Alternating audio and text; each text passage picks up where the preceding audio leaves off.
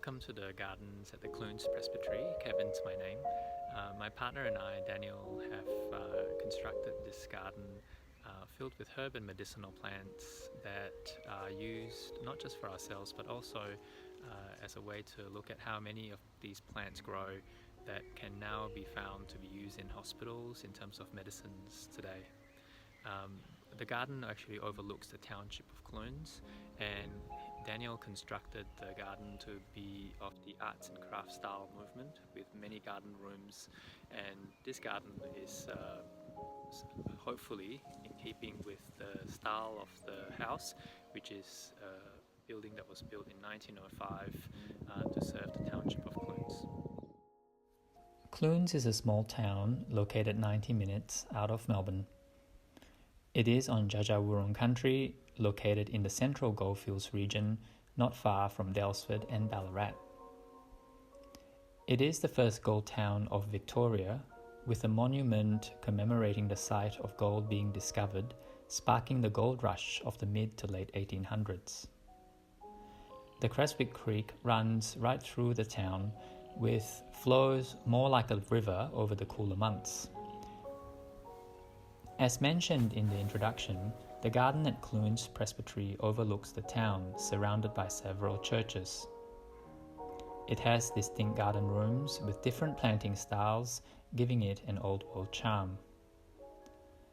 There is a lawned area surrounded by a perennial border that you can picnic on, or chill out in a monastic garden surrounded by a privet hedge. The garden has ornamental plants and fruit trees, but the focus is predominantly on medicinal and herbal plants, in keeping with the healing tradition of the place. One of the plants of interest is Sweet Annie, or Artemisia annua.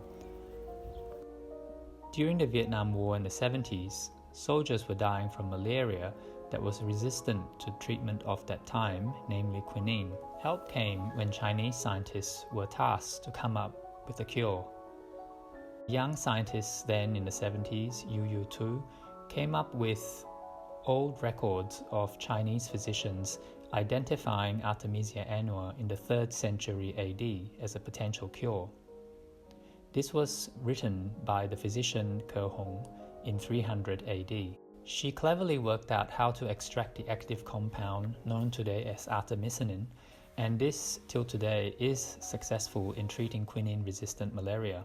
In hospitals now, artemisinin treats the most severe forms of malaria, and its impact in having saved hundreds of millions of lives since was a reward for Yu Tu in terms of a Nobel Prize for Medicine in 2015. In the Clunes Presbytery Garden, there are over 80 such herbs and medicinal plants that have interesting stories. Come and explore them, and during our regular tours, ask questions and look into the histories.